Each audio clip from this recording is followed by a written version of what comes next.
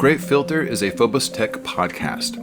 All proceeds go to fund the STEM theory research project.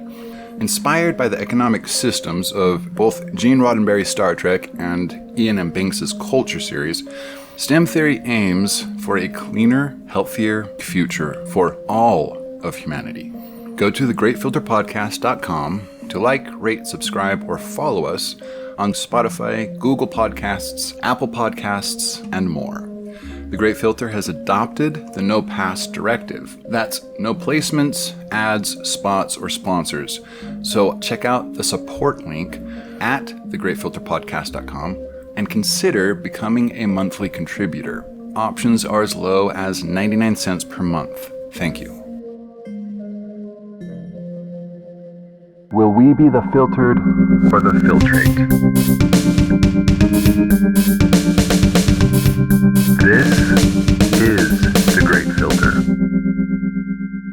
It is in playing, and only in playing, that the individual child or adult is able to be creative and to use the whole personality, and it is only in being creative that the individual discovers the self. Donald Woods Winnicott. Who has not heard the term, "our children are the future"? Right? This is a very common thing said, and it's often said in a way to remind us that our kids are vital to the future of humanity.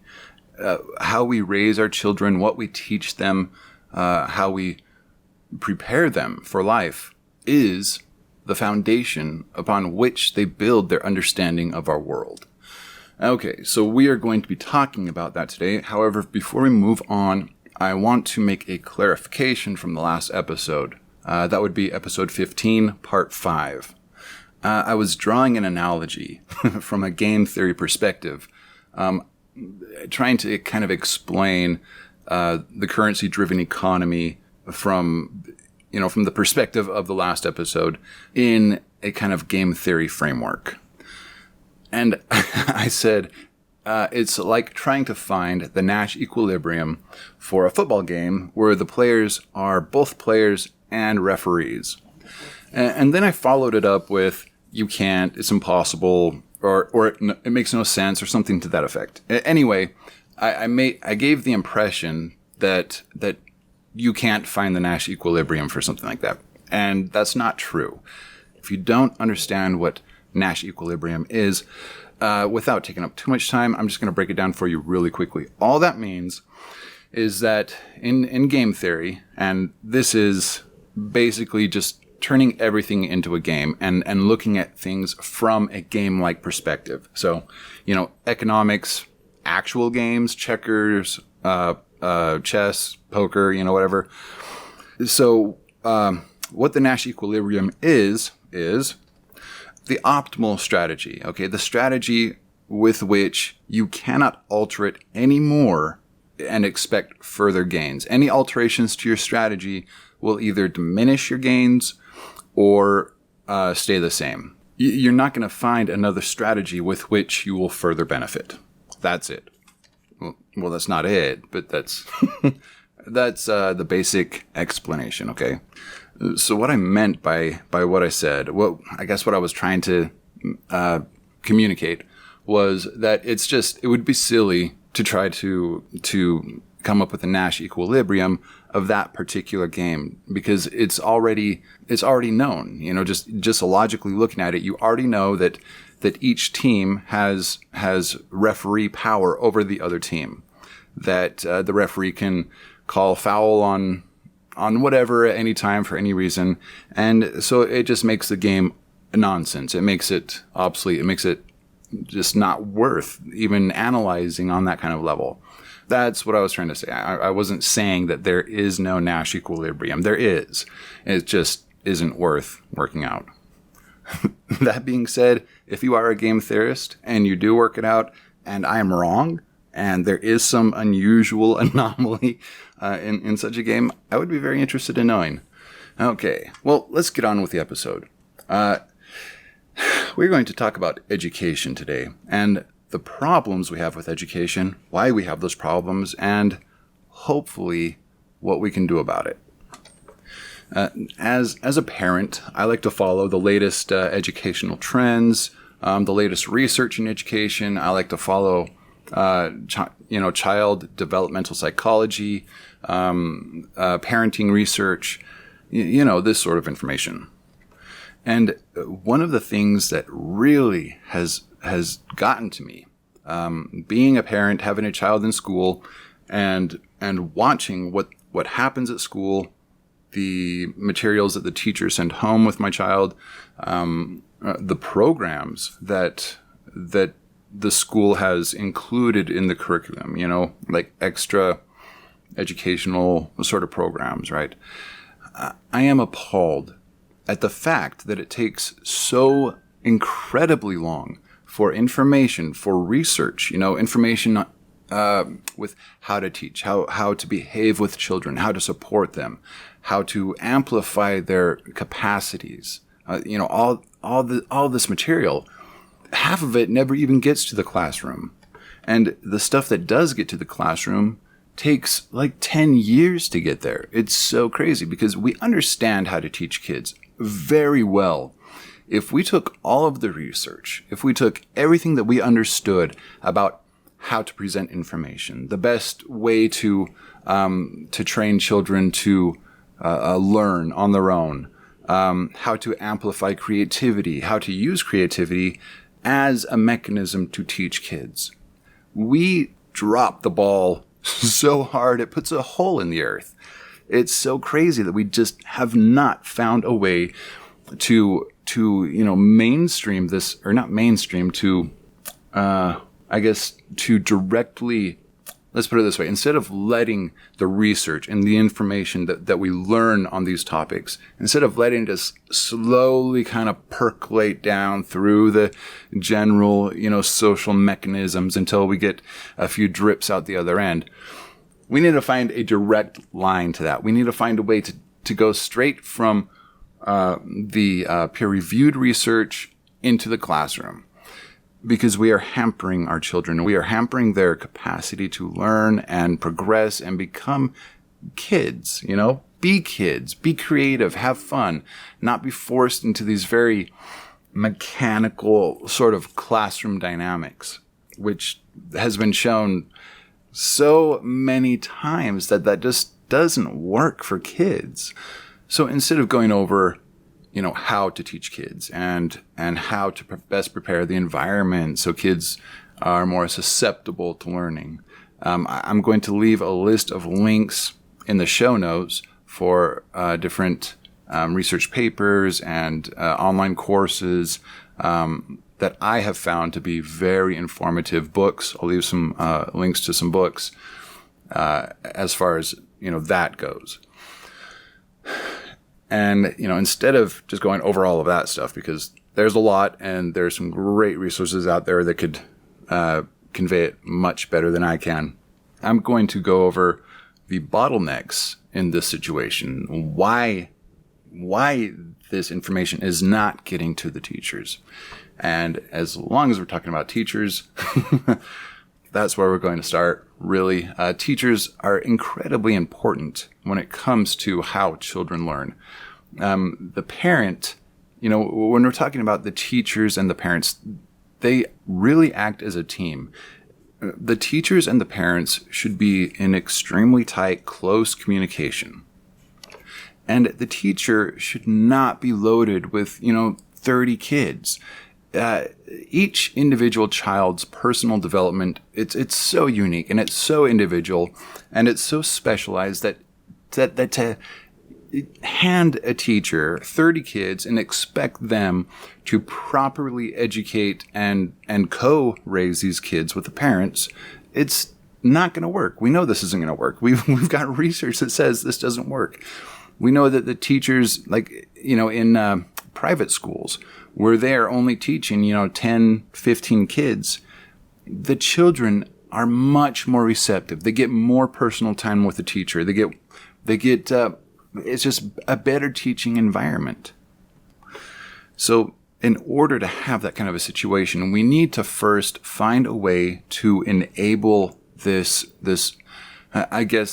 sweet spot between class size and personal time, one-on-one time with the child and the teacher. So obviously you want to get as many kids in a classroom as possible without beginning to diminish the one-on-one time, because the one-on-one time with the teacher helps the teacher to both focus on each student individually when they need it and give them enough time to make it worth it. Our classroom sizes now have, go over that a little bit. Like, not a lot, but enough to where we see the effects.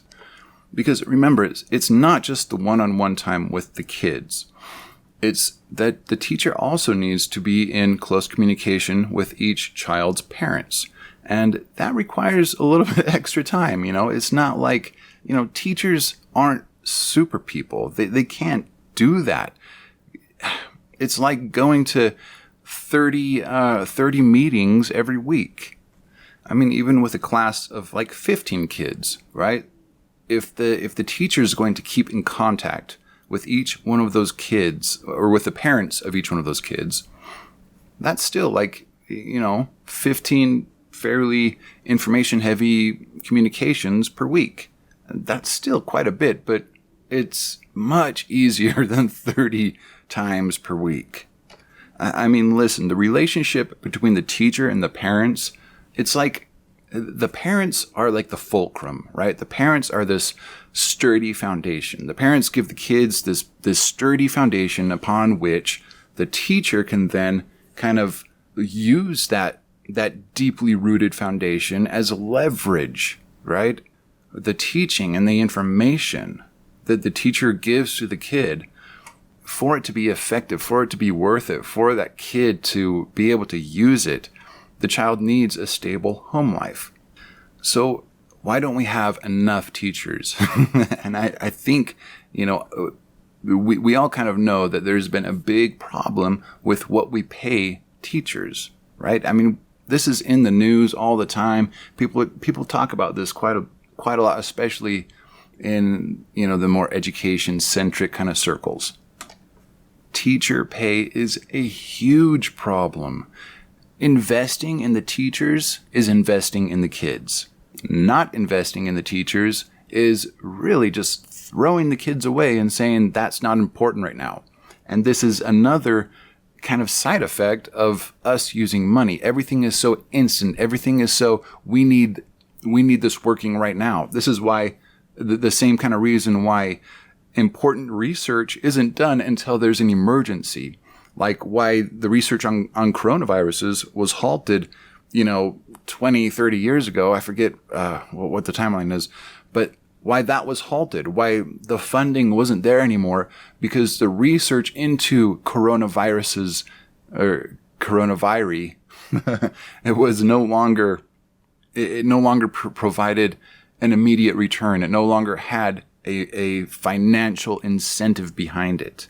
But, now that a worldwide pandemic has come out of nowhere, now we're interested in that research. It's the same thing with teaching. We don't see the immediate rewards because the financial incentive isn't directly there. So we're throwing that away. We're throwing it to the side because to our financially infected minds, right, we are more concerned about what's going to bring a return now instead of really seeing the value of ensuring that our children get properly educated with the best science that we know how to educate them. And we need to institute a more regular teacher education, right? The teachers have to be educated too, and they have to be able to practice it and understand what the new research says. And, given you don't want the situation where a couple of researchers do some study and then it just gets injected into schools. And then it turns out that, the researchers were wrong and now you're doing wrong shit in schools and now you've got to reverse it. So obviously you want some fairly well time-tested research, right, before you start implementing those practices in school. But that's not the case with what we're doing. We just aren't doing it. Like, it takes so long for the good, time-tested, seasoned research to get into school. There's stuff that's been hanging around for, 20, 30 years that we still haven't implemented into our schools. It's so fucking nuts. One thing that I have noticed is that my daughter's teacher has stopped giving large amounts of homework, which is, awesome. So good, because children need time to be curious. They need time to explore different ideas and do different things. If kids are just being, in school all day long, and then they get home and then they're doing homework until it's bedtime, it's just not. That's not teaching. And we know it's not teaching. We have so much research that backs this. Yet most schools, and I think even, the school that my daughter goes to, aside from her teacher, most of the other teachers just pour it on the kids. Like it's no big deal. Like it has no effect on them. And it totally does. And we know it does. I've recently had an experience where I've watched a class where the teacher, basically it was collective punishment, right? A couple of kids were goofing around and then the teacher punished the entire class. And that's, another really bad practice that just hampers our own children's progress. And we allow this stuff to just continue and continue and continue. We have issues with teachers, calling out kids or embarrassing them in very damaging kinds of ways. Yelling at kids is, especially younger kids, right? Yelling at them, it's never okay. Embarrassing them in front of their peers, especially during their more formative kind of years where they're, growing into who they are. They are learning about the world, learning who they are. Their mind is being formed by their experiences. Embarrassing them, yelling at them, all of this stuff, so damaging, so incredibly damaging. And it continues to happen in, a lot of schools, in a lot of classrooms across the country, probably across the entire planet. It's a very typical practice. Another thing that we really know, we really understand that environment, procedure, right? These are all very important for setting the learning environment. Now that the internet has become such a large part of education, the teachers are sending the kids home with 20 logins. Oh my God, don't get me started on logins. Security in schools is terrible, terrible. They're sending kids home with logins that are their last name and then whatever, their, I don't know, birth date or student number or, whatever it is. It's so bad. Such bad practice. These kids are growing up into a world where computers are going to pepper their lives, saturate their lives, really. And we are teaching them that these sorts of passwords are okay. And they've never been okay. It's never been good practice to use, your birthday or your employee number as your password. Yet that's exactly what we're teaching our kids when we do this. So bad. Anyway, I was saying, right, they send them home with all these logins to all these different teaching platforms and log-inable sort of resources. And not only is each one completely different, right? The setup, I don't know if you know Canvas. If you have kids at school, you've probably dealt with Canvas. I actually have a few friends that have worked on Canvas that helped build it. But, love them to death. Great people, but Canvas is so not for kids. To be fair, I'm pretty sure it was designed more for colleges and stuff, but they're using that for elementary kids. Why would you do that? It's so bad. And And a lot of these kind of plug-inable platforms that use Canvas, like, I don't know. I guess I could start naming them, but I won't. But the problem is that each one is a totally different platform, totally different style. So many things to learn just for that. It's like you have to learn. It's like learning 12 completely different word processors. It's not. It's confusing. It's frustrating. It's just such bad form. What was I going to say? Oh, and not just that, but the way they teach information is, some of these platforms is just shitty teaching. Like, my daughter came home and she logged in and she started to get really frustrated. And I'm thinking, I'll go take a look and help her out. And I go take a look, and I didn't know what the fuck was going on in this assignment. Like, you go back and you watch all the videos, right, and read what you're supposed to do, and there's paperwork that goes with it. And you go through, and it's just nonsense. Like, it was a video of 3 kids where the guy goes, okay, go. And all the kids reach out and hit a little buzzer, click, hit a buzzer. And then it says, the question is, who hit the buzzer first? So, what are you supposed to do? Scrub back through the video and try to figure out?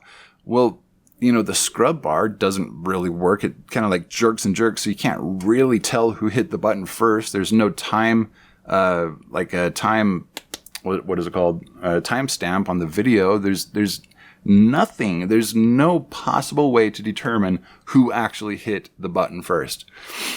And I could see why she was getting frustrated, because it was just total nonsense. Like, I went through and tried to read all the directions, read what they wanted, and it was just completely bullshit. Like, who comes up with this stuff?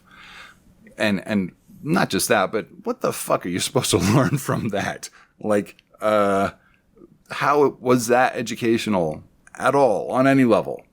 What the fuck are we teaching our kids, dude? It's just this explosion of crazy that's happening right now. Not just this, but they don't want to hear it.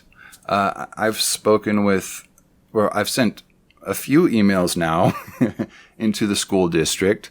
I'm not rude. I just explain nice and, gently, like, this is a problem. Is there something we can do? I have not yet heard back from them. Not even we got your email. Thanks for, submitting your concern. I have not even heard from them. How is that, like, okay?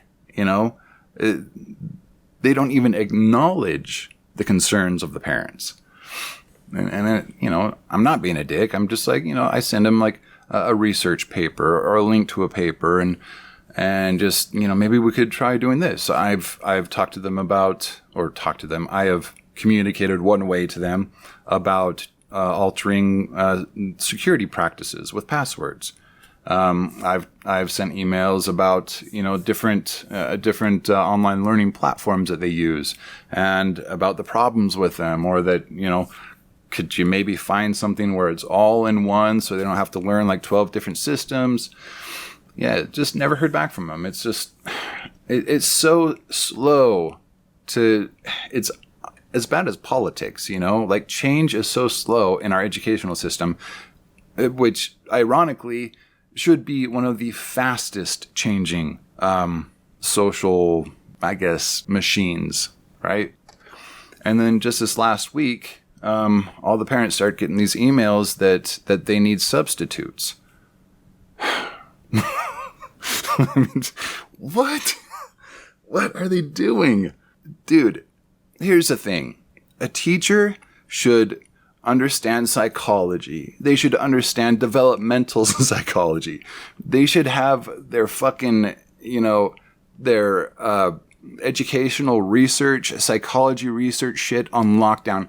There should be a system in place to ensure that not only are teachers one of the most important keystones to the survival and progress of our society, they should be specialists, They should be so well developed and so well schooled in all of these fields and how they interrelate and how to deal with children. You know, I'm talking any sort of teacher from elementary or from fucking preschool, right? To kindergarten, to elementary, through elementary school, to middle school, all the way up through high school. Every single one of them should not only be a specialist in their area of teaching, but they should be a specialist in how to teach. They should understand child psychology. They should understand how to teach kids, how to convey information, what the research says. And it should be a constantly updating system. So not only am I calling for this, right, but we need to pay them as the specialists that they should be. Dude, teachers should be paid $200K a year. Easy. But we need to both start treating them as the, pinnacles and movers of the future that they are, and as the educational specialists that they should be. And don't get me wrong, I'm not knocking on teachers. The teachers that we have today, I not only respect them, I am blown away by what they are willing to do for so little money. I am grateful that there are people out there with enough love for our kids and enough concern for the future of humanity to teach our kids to the best of their ability and earn so fucking little. Dude, I could not live on a teacher's salary. They get paid between like 30, 60K tops. Tops. Oh my God. I couldn't do it. There's no fucking way I could support my family on that. Yet we are forcing the very fucking people who are literally paving the road, right, for the children of tomorrow. And we are paying them shit because we have other things that are more important. We have other things that have a more immediate return. I mean, it almost makes you want to cry, dude. This stuff is just so wrong and backwards.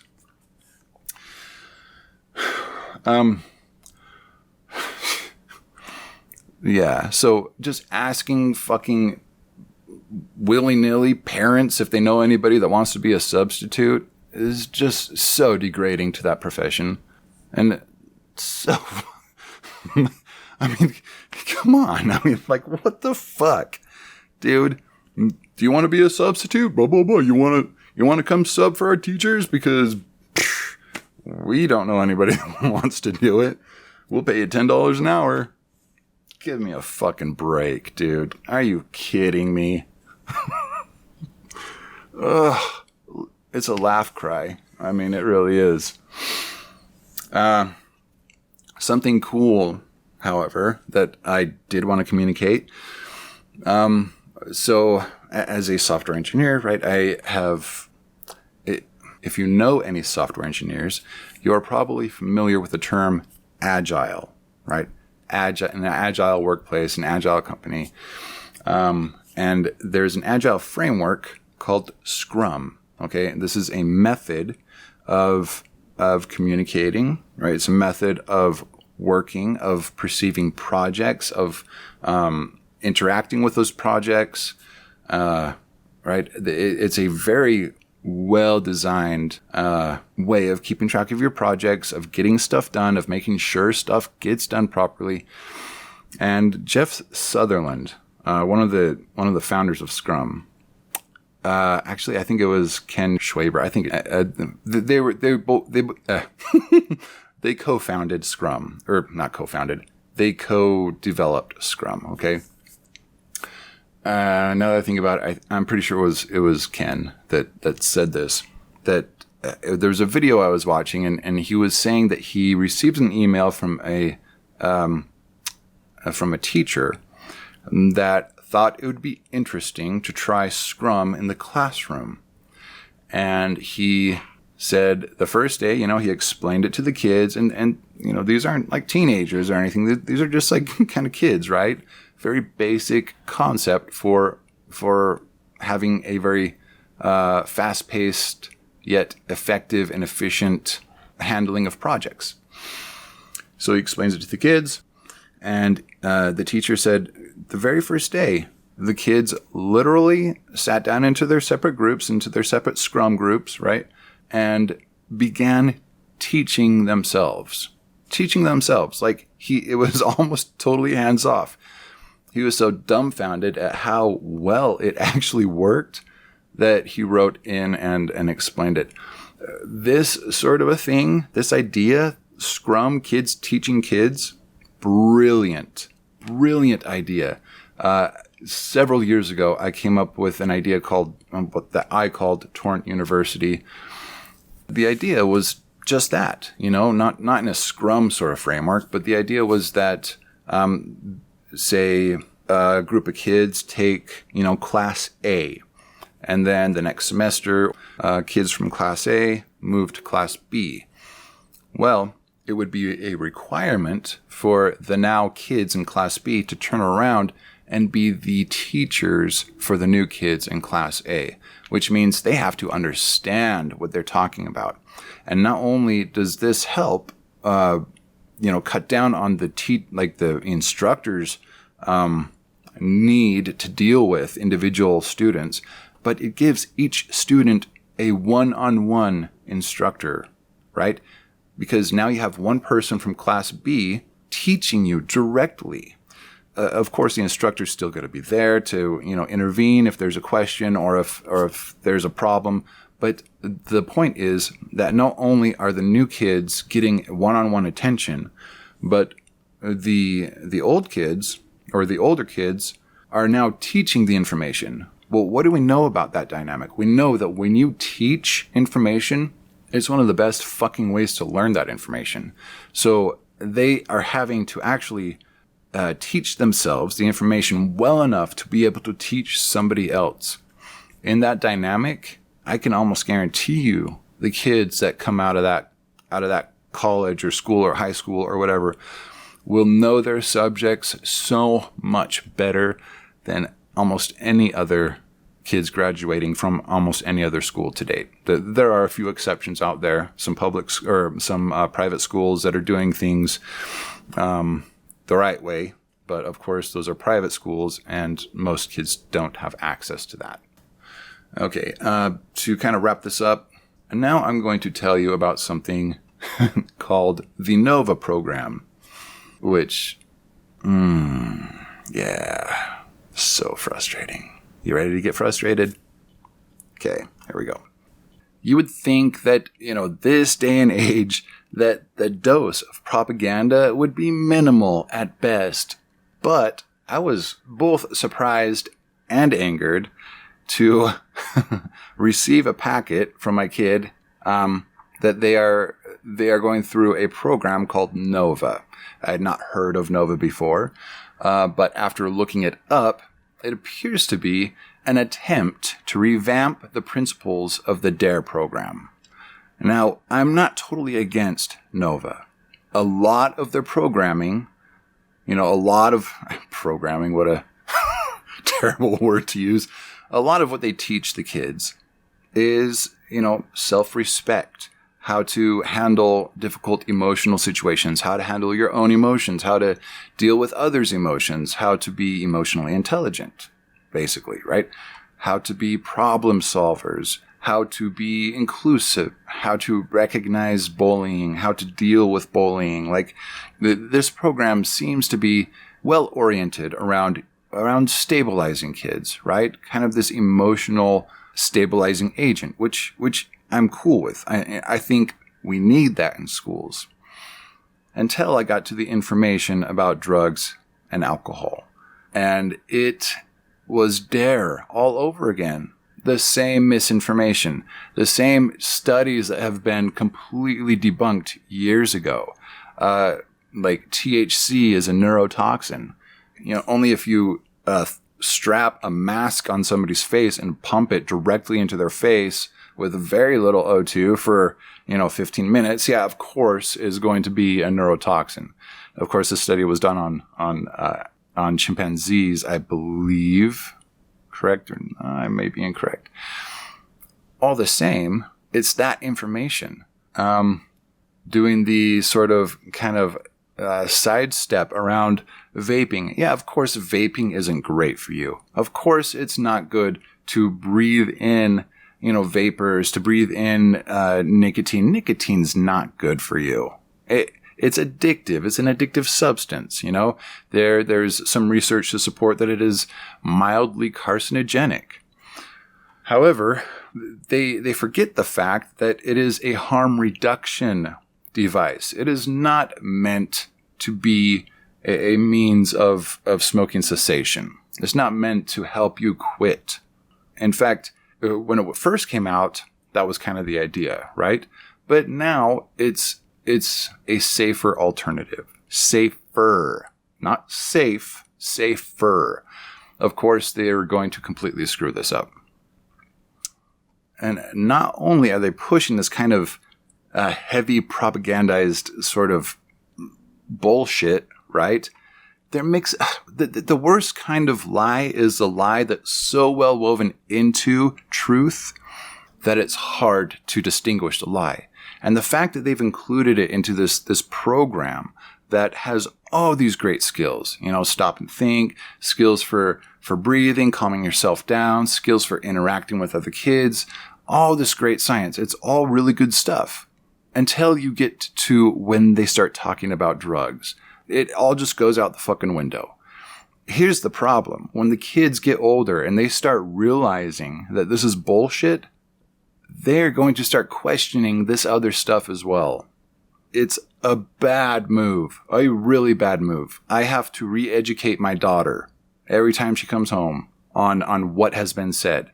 And this is a very D.A.R.E.-like move because they have cops teaching these classes. When it comes to marijuana, they push this very dangerous perspective. Well, yes, for kids, for the developing brain, it can have long-term effects. Okay, it can alter the way the brain develops. It can cause problems with long-term memory. But it's still not a neurotoxin. It still doesn't kill brain cells. And it's still a perfectly fine substance for consenting adults. There's nothing wrong with telling kids the truth. There's nothing wrong with explaining to them that, hey, listen, while your brain is developing, using marijuana is a bad idea. When you get older, that's fine, but here's the reasons why. Kids aren't dumb. Kids understand this sort of thing, especially kids, or when you're talking about kids in the, early teens kind of age. They are beginning, their brain is moving into this state of being able to recognize and develop complex relations and abstract thinking, right? It's no longer black and white, good and bad. They are now capable of understanding more nuanced, gray area sort of thinking, which is exactly what we should be pushing them to do at that age anyway. This black and white thing is just bad form all around, even before they are, really capable of black and white thinking. Okay? All you have to do is say, oh, that's grown-up stuff. That's for grown-ups. Okay? That's not for kids. That's pretty fucking black and white, don't you think? You don't have to say, don't do that. It's bad for you. It'll kill your brain. And anybody who does that, what are they going to think about, the adults that do that? Not hopefully that there are any adults that smoke pot around their kids, but there probably are. So, don't push bullshit. Just don't push bullshit. It's bad form. It's supposed to be public education. We are supposed to educate the children, not lie to them. Another set of data that they've been kind of pushing here is the idea that kids that smoke marijuana have a higher chance or a higher rate of dropping out of high school, that they don't go on to continue education, that there's a high dropout rate, that they hang out with bad people, quote unquote bad people, right? That they have lesser capacity for critical thinking and decision making. they have bad grades, they aren't as creative. And these are the results that they've tied to high school use of marijuana at least once a week or more, as far as frequency. Total bullshit. Yes, this is what the studies show. However, they have completely missed the boat on this. There was a meta-analysis performed. If I can dig it up, I will leave a link in the episode description. Fascinating meta-analysis that questions this, that yes, we know that there is this relationship, but there's no, indication or evidence anywhere that there's a causal link, that it is the marijuana smoking and the use of marijuana products that causes this stuff to happen. And they cite some very fascinating analyses of different studies. But what they did was they kind of matched this meta-analysis with their own sort of look. I mean, this was a huge study, huge study. I don't know, dude, 20,000 kids or something, just incredibly massive. But the metrics that they tracked were specifically chosen so that they could better determine different causal relationships.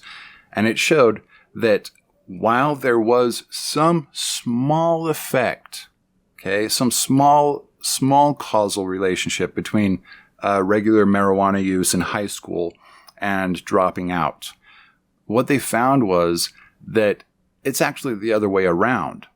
It's that the kids that hang out with the quote unquote bad kids, right, and start going down that path, right, start having more self-image issues, and I mean, there's a lot to the study, but what the causal chain that they show is that it starts with self-image, it starts with who they hang out with, it starts with these kinds of metrics, problems at home, okay?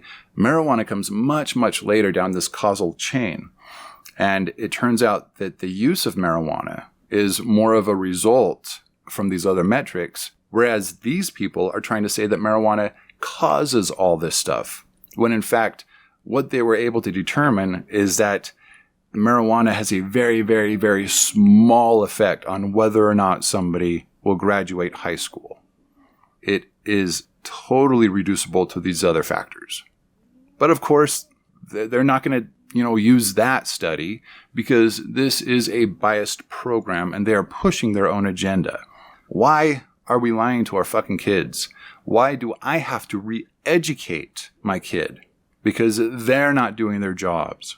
I mean, school is a place we send our children to be educated, not to be lied to, not to be told half-truths that we later have to remedy. We are taking on their job because they are doing it incorrectly.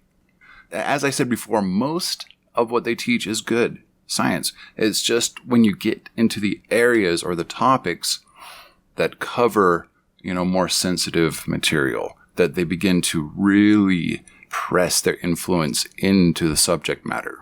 So every week they email the parents kind of a couple of links with lists of material that they're going to be talking to the kids about that week. And one of the first links on this list is links to a study called "Religious Kids Are Less Likely to Get in Trouble." First of all, this is not true. There are multiple studies that actually say just the opposite. And both sides are fairly tainted with bias. There have been several kind of meta-analyses and sifting through these sorts of studies that really call into question the veracity of this material. The metrics that they track are not really what you want to be looking at when you're talking about kids getting in trouble and that sort of a thing. They don't follow home life. They don't follow, personal beliefs. That this is a study that is totally based on whether or not these kids go to school. I mean, Sunday school.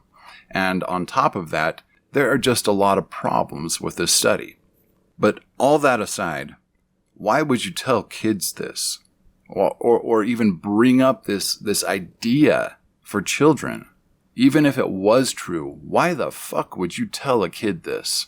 Especially, given that there are a fair amount of kids that come from not religious households, right? Homes where they don't go to church, whether or not they have spiritual beliefs, whether they come from an atheist home or an agnostic home, or just simply a home that just does not subscribe to any one particular religious ideology.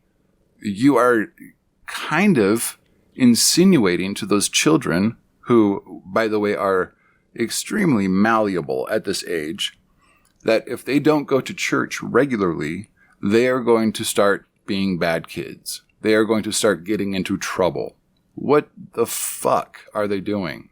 Why the hell would you ever include this sort of material, right, being taught to kids that age, that could have an impact on them? We have studies of similar sorts of situations, right, that show just how much a child's behavior falls in line with what they are told. As far as grades go, there has been research where they took children from an advanced placement class and switched them with the kids in the special education classes. They just switched the kids, right? Same teachers, same environment, nothing has changed except they moved the kids into these separate classes.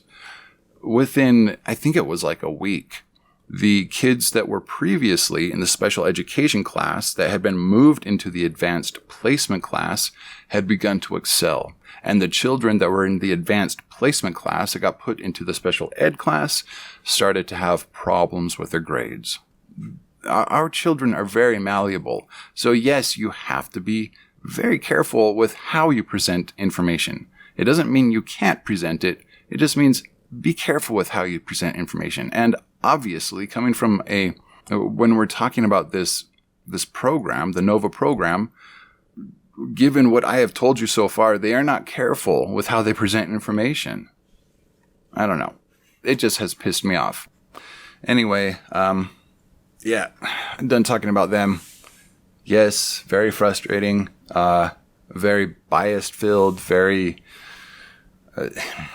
wrong, just doing it wrong. I mean, I don't know what else to say. It's just, they're just fucking shit up.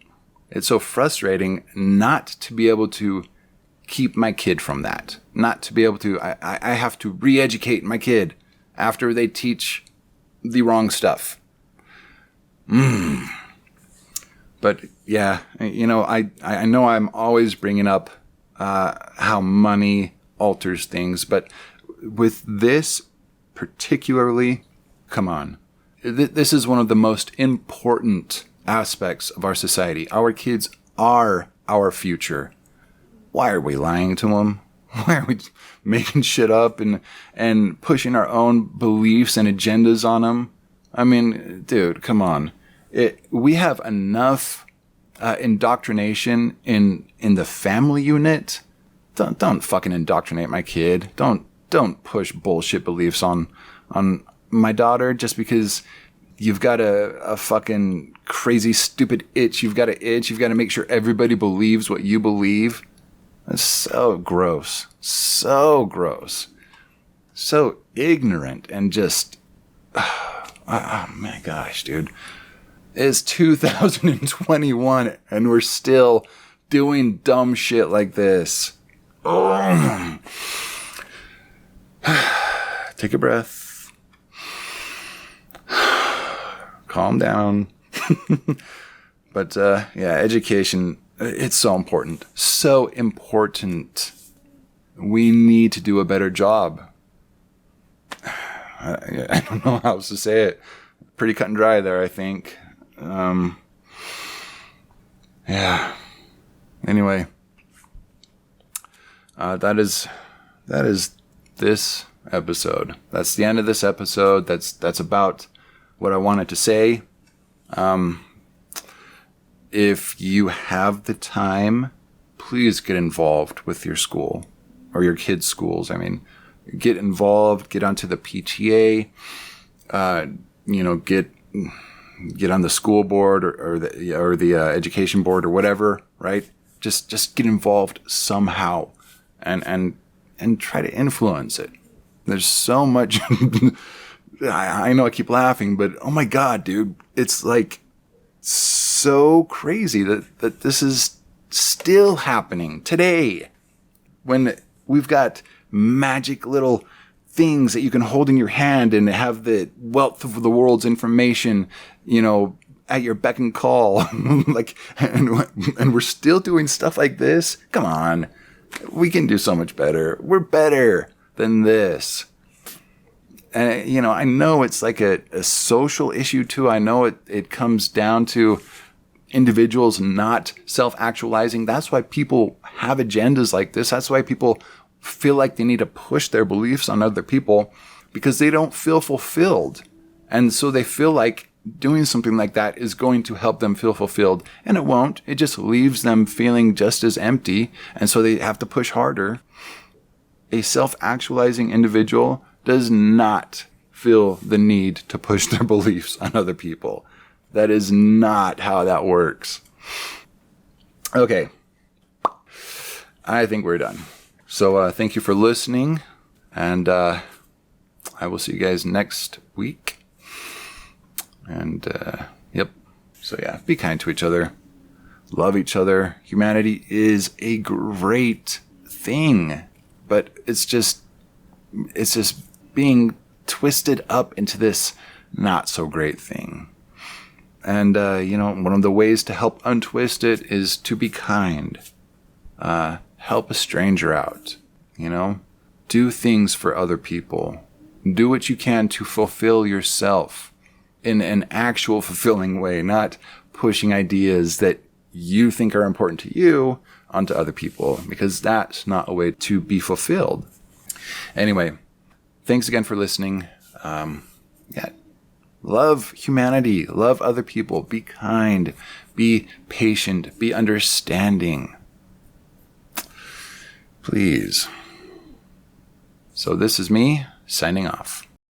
In the interest of transparency, the Great Filter Podcast is a Phobos Tech production.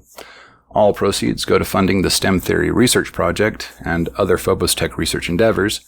If you enjoyed this episode, please show your support by sharing, liking, and subscribing.